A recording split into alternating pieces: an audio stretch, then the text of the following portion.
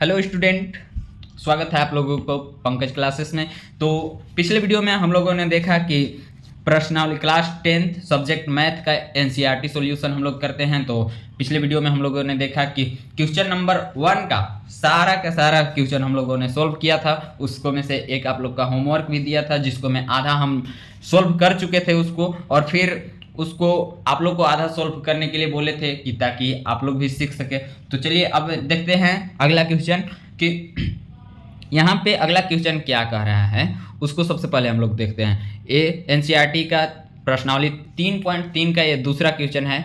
तो यहाँ पे हम लोग सबसे पहले देखते हैं कि यहाँ पे दिया हुआ है कि 2x + 3y बराबर 11 और 2x - 4y बराबर -24 को हल कीजिए और इससे m का वह मान ज्ञात कीजिए जिसके लिए y बराबर mx + 3 हो। तो देखते हैं कैसे निकलेगा। ज़्यादा कुछ नहीं करना है, इसको में ज़्यादा सोचने समझने की कोई आवश्यकता नहीं है।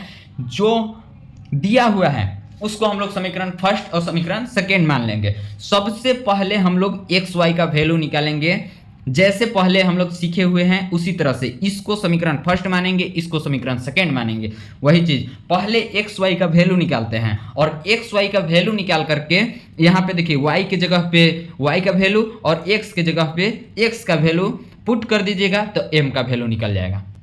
ज़्यादा कुछ नहीं करना है। तो उसी तरह से चलिए हम लोग देखते हैं क्या चीज कि यहाँ पे 2x + 3y बराबर 11 समीकरण फर्स्ट और 2x - 4y बराबर -24 समीकरण सेकेंड। इसको हम लोग प्रतिस्थापन विधि से हल करते हैं। तो समीकरण ये हो गया।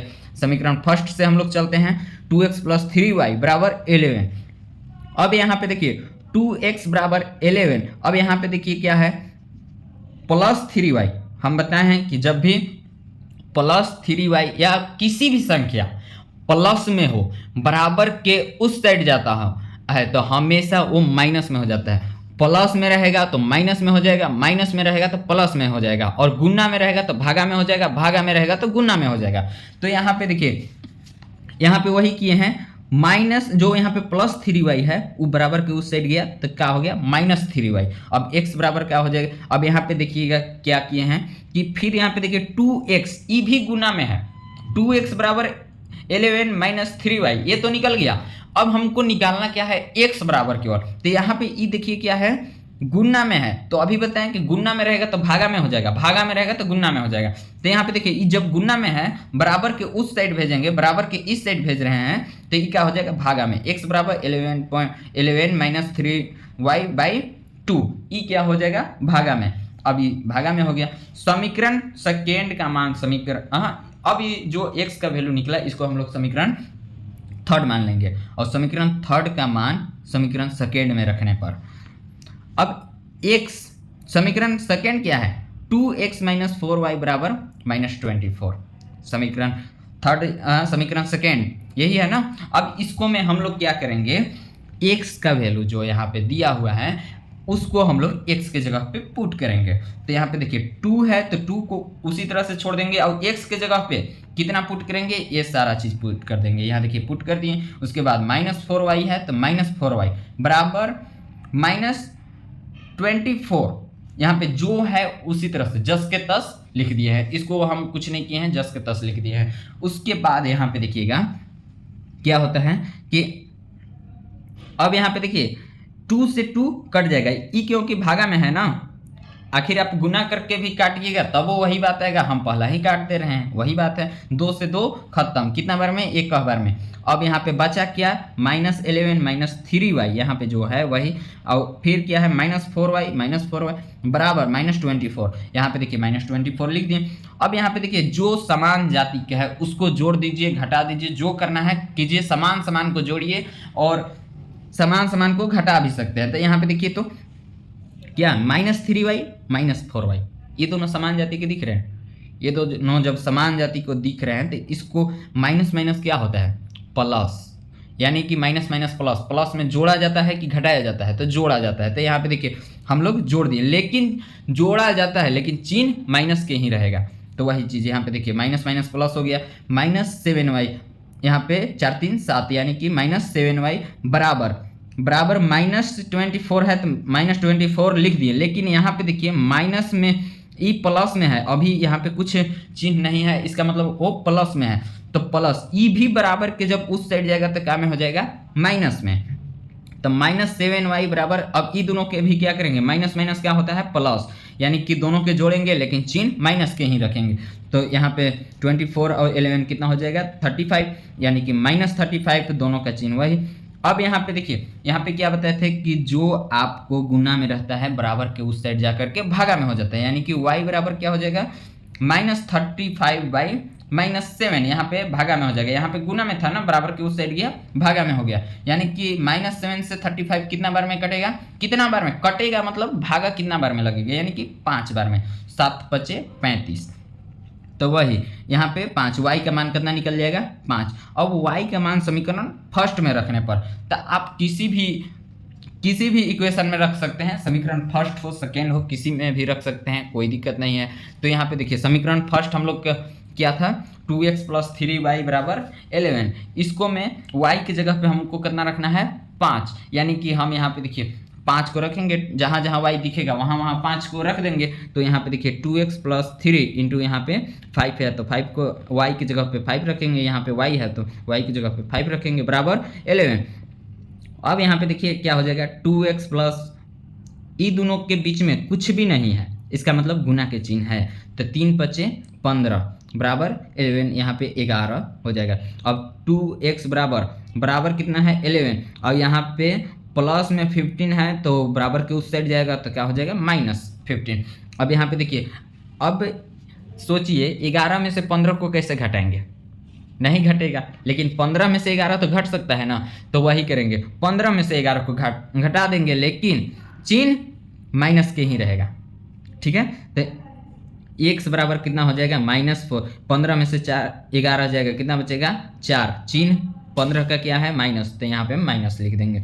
अब वहाँ पे देखिए x बराबर, यहाँ पे गुना में है तो बराबर के उस साइड जाएगा, क्या में हो जाएगा भागा में, तो यहाँ पे देखिए क्या हो जाएगा -4/2, 2 से 4 कई बार में कटेगा 2 बार में, लेकिन चिन्ह अभी नहीं कटा है, चिन्ह नहीं कटा है, इसका मतलब वो नहीं रहेगा। x बराबर कितना हो जाएगा -2।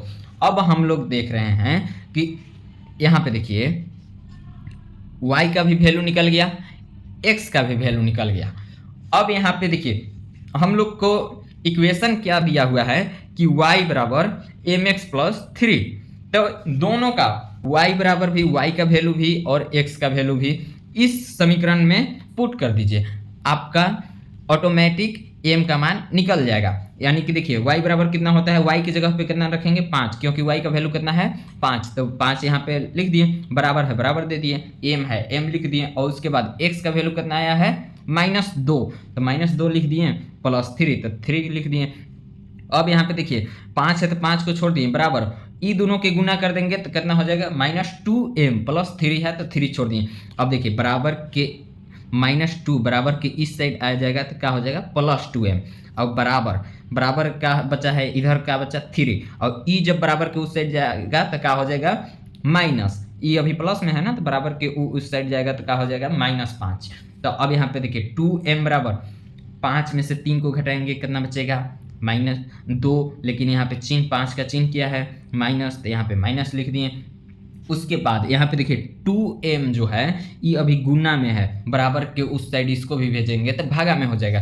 तो यहाँ पे देखिए m बराबर -2/2, यानी कि 2 से कट गया एक बार में, यानी कि m बराबर कितना आ जाएगा -1, कितना हो गया -1। तो हम लोग को निकालने के लिए क्या बोला था कि वह मान, m का वह मान ज्ञात कीजिए जिसके लिए इस समीकरण हो, यानी कि अब देखिए x का भी वैल्यू निकल गया है, y का भी वैल्यू निकल गया है, m का भी वैल्यू निकल गया, यही हम लोग का हो गया आंसर। चलिए देखते हैं अगला क्वेश्चन, नेक्स्ट क्वेश्चन देखते हैं। अब यहाँ पे देखिए क्या दिया हुआ है, तीसरा क्वेश्चन यहाँ पे दिया हुआ है कि निम्न समस्याओं को रैखिक समीकरण युग्म बताइए। इसका मतलब कुछ समस्या दिया गया है, कुछ वर्ड लिखा गया है, उसका युग्म बनाइए और उनके हल प्रतिस्थापन विधि द्वारा कीजिए। यानी कि इसको कहा जा रहा है कि निम्न समस्याओं को, यहाँ पे देखिए नीचे दिया गया है ना, वही निम्न समस्याओं को युग्म बनाइए, समीकरण युग्म बनाइए, यानी कि समीकरण बनाना है और उसको प्रतिस्थापन विधि से हल कीजिए, उसको प्रतिस्थापन विधि से हल करना है। तो देखते हैं पहला क्या चीज़ दिया है कि पहला हम लोग के दिया है कि दो संख्याओं का अंतर, दो संख्याओं का अंतर, अंतर मतलब क्या होता है, घटाव। दो संख्या, किसी भी दो गो अंक है उसका घटाव 26 है, ठीक है, और एक संख्या दूसरी संख्या की 3 गुनी है। यहाँ पे देखिए दिया गया है कि एक संख्या दूसरी संख्या के 3 गुनी है, उन्हें ज्ञात कीजिए। अब यहाँ पे देखिए क्या कहा जा रहा है कि दो संख्या का जो अंतर है, घटाव है, वो क्या है, 26 है, और उसको में से, वही संख्या में से एक संख्या दूसरी संख्या के 3 गुना भी है, तो उसको समीकरण ज्ञात कीजिए और सॉल्यूशन कीजिए प्रतिस्थापन विधि द्वारा। तो टेंशन लेने की कोई बात नहीं है, हमेशा जान लीजिए क्वेश्चन आप सही से पढ़ लिए तो आधा आंसर तक क्वेश्चन में ही छुपा रहता है। तो क्वेश्चन ध्यान से पढ़िए, आपको समझ में आ जाएगा कि क्या चीज कह रहा है। तो हम मान सकते हैं, हमको पता नहीं ना है कि कौन सा संख्या का घटाव 26 है, अंतर 26 है, तो हम मान लेते हैं, उसको कोई अंक नहीं मानेंगे, ठीक ना। तो हम मान लेते हैं, इसीलिए लिख लिए हैं, सॉल्यूशन में सबसे पहले ही लिखे हैं कि माना कि पहला संख्या x है तथा दूसरी संख्या y है। हम दोनों को क्या मान लिए हैं कि पहला संख्या x है और दूसरा संख्या y है, ठीक है। अब यहाँ पे कह रहा है कि एक संख्या दूसरी संख्या के 3 गुनी है। एक संख्या, पहला संख्या x है और दूसरी संख्या के 3 गुना है, यानी कि इससे ई एगो है तो ई 3 गुना है। देखिए 3 गुना का मतलब क्या हुआ, ई एगो है तो अगर जे ई हो एगो है तो इसको मैं 3 से गुना कर देंगे तो ई हो जाएगा 3 गुना, यानी कि देखिए x बराबर 3y, कहाँ से आया, ई पहला संख्या था, ई दूसरा संख्या, पहला संख्या दूसरी संख्या से 3 गुना, मतलब 3 गुना है, मतलब 3 ज्यादा है, इसीलिए लिख दिए हैं। तो इसको हम लोग समीकरण फर्स्ट मान लेंगे कि एक संख्या दूसरी संख्या से जो 3 गुना है उसको हम लोग समीकरण फर्स्ट मानेंगे। और उसके बाद ई दोनों का अंतर कितना है, 26 है। तो देखिए x माइनस वाई बराबर कितना दिया हुआ है क्वेश्चन में, 26, तो वही उसको हम लोग समीकरण सेकेंड मानेंगे। अब तो ये और आसान हो गया, हम लोग वहां पे क्या करते थे कि समीकरण थर्ड निकाल रहे थे, x का वैल्यू निकाल रहे थे, यहाँ पे तो पहला ही दे दिया हुआ है, सबसे आसान कर दिया हुआ है। तो इसको देखिए तो x का मान समीकरण सेकेंड में रखने पर, यहाँ पे देखिए x का वैल्यू निकला हुआ है ना, x का मान समीकरण सेकेंड में, इसको में हम पुट कर देते हैं सीधा, x के जगह पे मतलब 3y को रख देते हैं। तो यहाँ पे क्या है, x माइनस वाई बराबर 26, यानी कि देखिए x के जगह पे कितना रखना है, 3y माइनस, यहाँ पे देखिए माइनस वाई है तो माइनस वाई रख दिए हैं, उसके बाद बराबर 26 है तो बराबर 26 रखे हुए हैं। अब यहाँ पे देखिए तो 3 गो y में से एक y घटा देंगे, यहाँ पे देखिए y है ना, ये समान जाति के है, इन लोग दोनों जुटेगा घटेगा, तो इसको देखिए 3 गो y में से, आप ही बताइए 3 गो y में से एक y घटेगा, कितना बचेगा, 2 गो, तो 2y बराबर 26, ठीक है। ये दोनों को घटा दिए हैं, 2y बराबर 26, यानी कि अब आप लोग को बताए हैं ये गुना में है, बराबर के उस साइड जाएगा भागा में हो जाएगा, यानी कि y बराबर हम लोग देखेंगे तो 26/2, यानी कि कितना हो जाएगा, 13 दूना के 26, कट गया 13 बार में y का मान कितना निकल जाएगा, 13। तो y का मान समीकरण फर्स्ट में रखने पर, समीकरण फर्स्ट क्या है, यहाँ पे देखिए x बराबर 3y, तो यहाँ पे समीकरण फर्स्ट में रखने पर तो देख लीजिए यहाँ पे क्या करते हैं, y का मान समीकरण फर्स्ट में रखेंगे, x बराबर 3y था तो x बराबर 3 के 3 और y की जगह पे कितना आया है, 13, तो यहाँ पे देखिए 13 को हम लिख दिए हैं, 13 तिया 39, यानी कि x बराबर कितना हो जाएगा, 39। अतः x बराबर कितना निकला, 39, और y बराबर कितना निकला, 13। यही हो गया हमारा आंसर। तो देखिए जो चीज दिया हुआ है क्वेश्चन में उसको ध्यान से पढ़िएगा तो समझ जाइए, तो अच्छा तरीका से उसी में दिया हुआ है, इक्वेशन उसी में दिया हुआ है, समीकरण क्वेश्चन में ही दिया हुआ है, बस आपको समझने की ज़रूरत है। तो चलिए आगे देखेंगे, आज के लिए इतना ही, थैंक यू सो मच।